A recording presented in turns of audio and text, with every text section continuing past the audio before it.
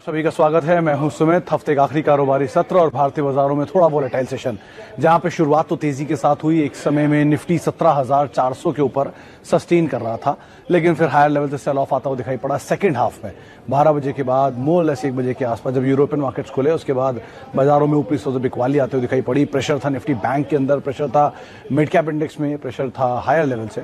इसके अलावा ऑटो में, इनफैक्ट मीडिया को छोड़ के आप पूरा सेक्टर उठा लें तो energy, auto, metal, FMCG, banks, जहां पर आज कुछ हद तक बिकवाली आते हुए दिखाई पड़ी। स्मॉल कैप इंडेक्स आज आउट परफॉर्म कर रहा था। लगातार 2 दिन की अंडर परफॉर्मेंस के बाद एटलीस्ट आज वहां पर खरीदारी आते हुए दिखाई पड़ रही थी। 1% के आसपास की तेजी थी, तो वो जो छोटे मझौले शेयर हैं वहां पर कुछ हद तक खरीदारी ही आपको दिखाई पड़ेगी। तो सिलेक्टिव स्टॉक जो कि तेजी में कामकाज कर रहे थे, आज 2-3 तो की हाईलाइट रहे। पहला नाम तो ऑब्वियसली बात आज रहा है इंडस टावर, जहां पर एक अच्छी खरीदारी बनते हुए दिखाई पड़ी। इसके अलावा आज एक अच्छी खरीदारी थी जीएमआर इंफ्रा स्टॉक में, 5% की तेजी के साथ ये भी पहुंचते हुए दिखाई पड़े। आइडिया 14%, 14 रुपए के आसपास की तेजी और 14 रुपए के आसपास का लेवल, और अपने नए साल के ऊपरी स्तरों पर आइडिया पहुंचता हुआ दिखाई पड़ा। इसके अलावा आज इंडस टावर में तेजी थी। टेलीकॉम में से इंडसइंड बैंक, आईडीएफसी फर्स्ट, कुछ ऐसे नाम थे जो कि जानकार मान रहे थे, शायद सपोर्ट करते हुए दिखाई पड़े इस तेजी को। कुछ हद तक बाइंग लोअर लेवल से इंडिया बुल्स हाउसिंग, या फिर कुछ जो सेकेंड हाफ में कुछ मूव था वो था एबी कैपिटल जैसे शेयरों में, जहां पर लोअर लेवल से कुछ हद तक मूव आता हुआ दिखाई पड़ रहा था। लेकिन ओवरऑल आईटी, फार्मा, ऑटो शेयरों में कुछ दबाव था। मीडिया, स्मॉल कैप शेयरों में सिर्फ खरीदारी थी। बैंकिंग, एफएमसीजी, एनर्जी, ये कुछ अच्छे स्पेस थे जहां पर बिकवाली आते हुए दिखाई पड़ रही थी। और ओवरऑल करीब 12 में से 6 शेयर निफ्टी बैंक के जहां पर प्रेशर आता हुआ दिखाई पड़ा। निफ्टी के 50 में से 38 शेयरों में प्रेशर था, और सेंसेक्स के 30 में से 25 शेयरों में कुछ हद तक दबाव आता हुआ दिखाई पड़ा। तो ओवरऑल मूड माहौल थोड़ा सा पेसिमिस्ट साइड पे जरूर जाता हुआ दिखाई पड़ा, लेकिन बाकी जो फिजा रही बाजार की, स्मॉल कैप या ब्रॉडर बेस्ड मार्केट, वो अभी भी ठीक ठाक ही दिखाई पड़ रही है। वहां पर कोई खास प्रेशर नहीं आता हुआ दिखाई पड़ रहा है। चलिए अब शुरुआत करते हैं सवाल जवाब के सिलसिले की, और बातचीत करते हैं कुछ दर्शकों के सवालों को लेकर भी। सबसे पहला सवाल, तेगा आईपीओ। अरे उससे पहले ऋषभ मिश्रा साहब का सवाल है पीडीलाइट के ऊपर। 178 शेयर हैं पीडीलाइट के 1800 पे, अगले 10 से 15 साल के लिए। एक ही सवाल है मिश्रा साहब, अगर आपने पीडीलाइट लिया है अगले 10 से 15 साल के लिए और इस दाम पर लिया है, तो आपको घबराहट किस चीज़ की है? 10 से 15 साल तो देंगे एटलीस्ट। मतलब मैं तो ये मान के चल रहा हूँ कि शायद आपको बहुत समय भी हुआ भी नहीं है, लेकिन हैविंग सेड दैट, आप टेंशन ना लें। कंपनी ठीक है, बढ़िया है, समय सालों में अपनी ग्रोथ को मेंटेन कर रही है, नंबर्स अच्छे हैं। रिसेंटली एरलडाइट का एक्विजिशन भी किया था 3 क्वार्टर पहले रादर, और वो भी अब कंपनी के नंबर्स के अंदर रिफ्लेक्ट होना शुरू हो गया। ज़्यादा मार्जिन वाला कारोबार है वो इनके लिए, और अच्छे नंबर्स पिछली कंपनी 2-3 क्वार्टर से दे रही है। तो आप बने रहिए, कोई दिक्कत नहीं है। आप नीचे आपको मिले तो आप फर्दर ऐड भी कर सकते हैं, लेकिन सिर्फ पीडीलाइट में ना रहे, अपने पूरे पोर्टफोलियो में और भी इसी तरह के स्टॉक को शामिल करने की कोशिश करें। ओके, हाँ, मैं टेगा पे था उस समय। Tega IPO hugely subscribed by NIIs and QIBs, but retail participation less in comparison to NIIs and QIBs. Idea hitting upper circuit twice. Malik साहब, आप पूछना क्या चाह रहे हैं या कहना क्या चाह रहे हैं, मैं समझ नहीं पा रहा हूँ। एनीवेज, टेगा में हाँ, ये बात सही है, जो आप आंकड़े बता रहे हैं बिल्कुल सही है। रिटेल कम है, बाकी दोनों का पार्टिसिपेशन अच्छा है। हो सकता है बढ़िया लिस्टिंग गेन भी यहाँ आता हुआ दिखाई पड़े, क्योंकि सब्सक्रिप्शन ठीक है। और रही बात आइडिया में, ये बात सही है कि पिछले 2 दिन से अपर सर्किट लगा रहा है, लेकिन इन सब चीज़ों के बीच में इसका भी आप ध्यान रखिएगा कि आइडिया का डेट अभी खत्म नहीं हुआ है। आइडिया अभी भी मुनाफे में आई नहीं है, अभी भी 7,000 करोड़ का लॉस वो दे रही है। वो बात अलग है, बहुत ही अंडर परफॉर्म कर चुका है स्टॉक, तो वापस ओवर परफॉर्म कर सकता है, लेकिन स्टिल इन कंपनीज पे डेट बाकी है, लॉस बाकी है। 12,500 करोड़ रुपए मिलने हैं अभी इनको, जिसकी वजह से बाजार इनको शायद पॉजिटिवली ले रहा है। अब वो पैसे का कैसे यूटिलाइजेशन होना है गोइंग फॉरवर्ड, वो एक क्रूशियल पार्ट रहेगा। आने वाले समय में कितनी कैपेसिटीज ऐड कर पाते हैं, कितने सब्सक्राइबर वापस आते हैं, कितना इस सेक्टर में सर्वाइव कर पाते हैं, कुछ चीज़ें हैं जिनको बाजार बहुत कीनली वॉच करेगा। लेकिन simple, stay with the leader. भारतीय एयरटेल पहले बैठा है और लगातार नए हाइस की तरफ जा रहा है, तो उसको भी आप भूल नहीं सकते। ओके, आगे बढ़ते हैं। चलिए, how to make core portfolio. Kishan साहब देखिए, ये कुछ ऐसे होगा जैसे आपके घर की नींव डलती है ना, वैसे ही आपका कोर पोर्टफोलियो बनता है।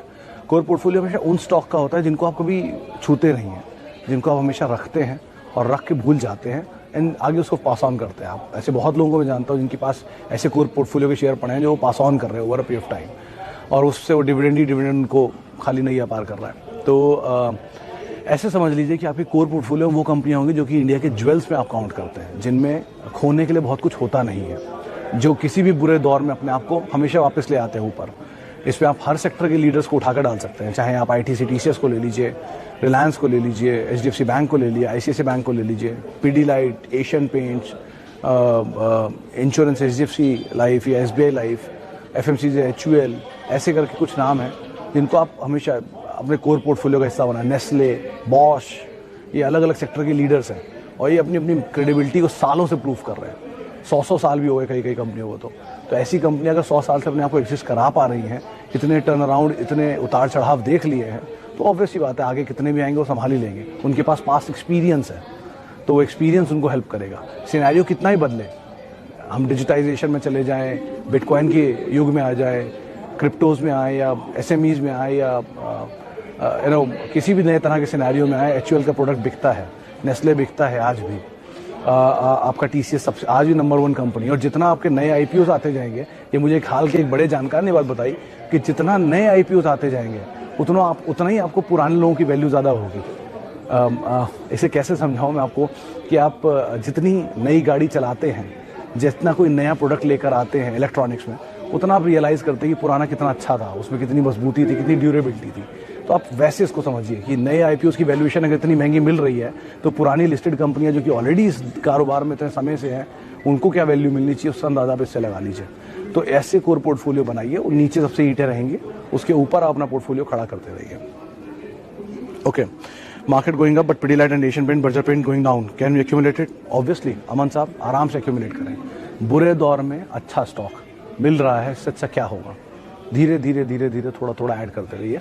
बुरा दौर घूमेगा, अच्छा दौर वापस आएगा, फिर वो शेयर आपको रिवॉर्ड करेंगे। आप बुरे टाइम में जिसकी हेल्प करते हो, वैसे ज़्यादा अच्छे टाइम में वो आपकी हेल्प करता है, तो लाइकवाइज ये भी चलेगा। तो आप बढ़िया कंपनी है, नीचे के दाम पे ऐड करते रहिए। ओके, आगे बढ़ते हैं। और टाटा पावर के शेयर 110 रुपये से, वाह ऋषभ साहब आप बने रहिए। वैसे तो 2250 शेयर है, बढ़िया क्वांटिटी है, डबल से ज़्यादा आपको प्रॉफिट हो रहा है। बेटर यही है कि अगर आपको किसी गिवन पॉइंट ऑफ टाइम पे लगे कि ये बहुत चल गया है और अब नहीं चलेगा, पोटेंशियल हो गया खत्म, तो आप ये कर सकते हैं 2250 में 250 शेयर ही खाली बेच दीजिए। वो 250 शेयरों से आपकी कॉस्ट निकल आएगी ऑलमोस्ट, और उसको निकाल के आप रख लीजिए। फ्री के शेयर आपके 2000 बचेंगे, उनको आप हमेशा के लिए छोड़ दीजिए, पास ऑन भी कर दीजिए अपनी लाइफ में आगे, और नए पोर्टफोलियो या कोर पोर्टफोलियो के हिस्से में उसे डाल दीजिए, वो ज़्यादा बेटर रहेगा। Okay, Anand Rathi, IPO for listing gain. Rajesh साहब, थोड़ा क्रिटिकल सवाल है। आप बाकी 2 IPOs में चले जाते हो, ज़्यादा बेटर था, लेकिन अवॉइड करें तो ज़्यादा बेटर है। लिस्टेड स्पेस में अच्छी अच्छी कंपनियां पड़ी हैं, आप उन्हीं को देख लिया। जो उसके नंबर आए थे ना एंजल 1 के, आप उसको भी तलाश सकते थे रादर। इतनी बड़ी तेज़ी वो भी दिखाई चुका है, लेकिन क्यों अभी इसमें जा रहे हैं जब रिटेल पार्टिसिपेशन धीरे धीरे सर के कम हो रहा है और लिस्टिंग गेन्स शायद वाइप आउट भी हों गोइंग फॉरवर्ड, तो अभी वेट कर लीजिए। IPO तो आते ही रहेंगे, बाजार रहेगा कल भी, तब कर लीजिएगा काम। Rossari biotech and Vinati organics long term. Anil ji, Vinati ज़्यादा बेटर है रोजारी से, लेकिन ऑब्वियसली बात है बहुत चला हुआ है, तो थोड़ा नीचे मिल जाए तो ज़्यादा बेटर कॉल रहेगी आपके लिए। अभी नहीं, थोड़ा नीचे मिल जाए तो। Okay, KPIT tech, Trident. Vivek साहब, KPIT ज़्यादा बेटर है लॉन्ग टर्म के लिए, ट्राइडेंट को आप थोड़ा अवॉइड करें।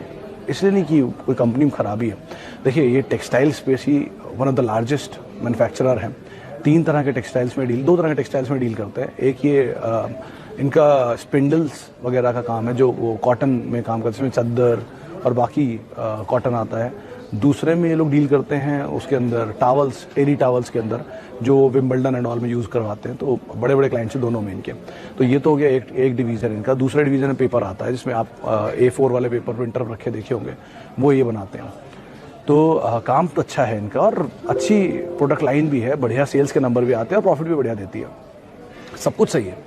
एक ही फ्लॉ है कि इक्विटी साइज़ बहुत बड़ा है, एक बहुत चला हुआ शेयर है। ये पहले जो आज आप ट्राइडेंट का दाम देख रहे हैं, जो भी दाम होगा, मैंने रियलाइज़ नहीं किया बहुत टाइम से, लेकिन 60-70 रुपये जो भी दाम है, ये दाम एडजस्टमेंट के बाद है। पहले इसमें एक स्प्लिट आ चुका है, वो तब 80 रुपये के आसपास था, तब इसमें स्प्लिट आया था, उसके बाद नीचे आया था, और वहाँ से शेयर चलता हुआ वापस उसी दाम के आसपास आ गया। तो इसलिए इक्विटी फ्लोट बड़ा है।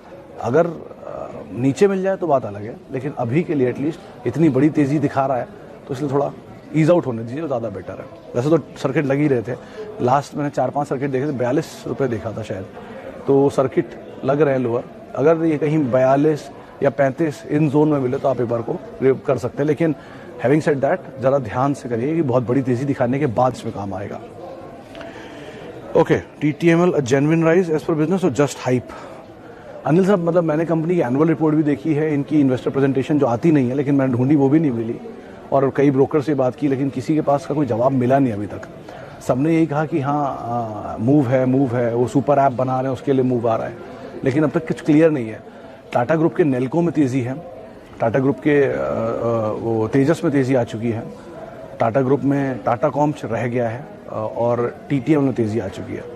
तो बाकी ग्रुप में तेज़ी है, समझ में नहीं आ रहा टाटा कम्युनिकेशन में तेज़ी क्यों नहीं आ रही, लेकिन खैर वो समय बता देगा आगे चल के।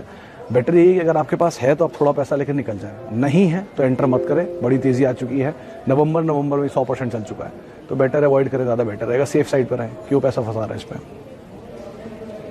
ओके, आगे बढ़ते हैं। और सन फार्मा 750, जैन साहब बाय तो कर सकते हैं, क्योंकि दो चीज़ें इसमें, एक बायबैक आया था सन 2008-9 में 950 रुपये के दाम पर, उससे तो नीचे ही चल रहा है और बहुत समय से अंडर परफॉर्म कर रहा है। तो फार्मा की लार्जेस्ट कंपनी है, लेकिन अंडर परफॉर्मेंस जारी है, तो बेटर है कहीं नीचे मिल जाए तो अच्छी डील है। लेकिन हाँ, यहाँ पर भी आप थोड़ा बहुत ऐड कर सकते हैं, considering product, company, situation, numbers, लग तो रहा है कि मूव आ सकता है। ब्रोकरेज हाउसेस के टारगेट्स जो हैं वो करीब 950,000 रुपये के आसपास के, आप अकॉर्डिंगली देख सकते हैं। ओके, स्पाइस जेट के 3000 शेयर 87 रुपये के दाम पर, क्या करना चाहिए? नीरज जी, HSBC की रिपोर्ट आई थी, 110 रुपये के टारगेट उन्होंने दिए थे इसमें स्पाइस जेट में, लेकिन वो जब आई थी तो अपने बेस्ट सिनेरियो में स्पाइस जेट चल रहा था, उसके बाद टूटा, वो 65 रुपये तक भी आ गया था, 58 भी शायद दिखाया था नीचे, लेकिन उसके बाद घूमा और अब इसी रेंज में कामकाज करा, 82-83 की रेंज में। ठीक है, सेकेंड लार्जेस्ट प्लेयर है ऑब्वियसली, 13% का मार्केट शेयर है, और अजय सिंह कंपनी को संभालते हैं, बढ़िया मैनेजमेंट भी है, लेकिन ऑब्वियसली पाइनियर तो इंडिगो ही है। दूसरा, दो बड़े कंसर्न, एक तो कोविड, दो ट्रैवल कम नहीं हो रहा, भीड़ तो बहुत है एयरलाइंस में, दूसरा क्रूड के प्राइसेस जो भागे उससे इनकी इनपुट कॉस्ट में इम्पैक्ट आएगा, तो वो थोड़ा कंसर्न ज़रूर है, और अभी भी लिमिटेड रेगुलेशंस हैं इनके ऊपर, तो इस सेक्टर में ही वैसा तो इशू रहता है, लेकिन फिर भी अगर आपको सही लगता है तो आप बने रहिए, तेज़ी मिल जाए तो आप निकल जाए प्रॉफिट लेकर रीजनेबल, वो ज़्यादा बेटर रहेगा। स्नोमैन लॉजिस्टिक क्या करें? कमल साहब, पता नहीं, मतलब मेरी लिमिटेड जानकारी ये कहती है कि आपको अगर निकलना है, मतलब अगर आपको लॉजिस्टिक में जाना है तो blue dart is the best, क्योंकि ऑब्वियस बात है, लीडर है, तो वो सबसे सेफ ऑप्शन है। मल्टीनेशनल जाइंट है, DHL प्रमोटर है उनके, डिविडेंड भी देती है कंपनी, तो वो ज़्यादा सेफ ऑप्शन है अगर नीचे मिल जाए तो।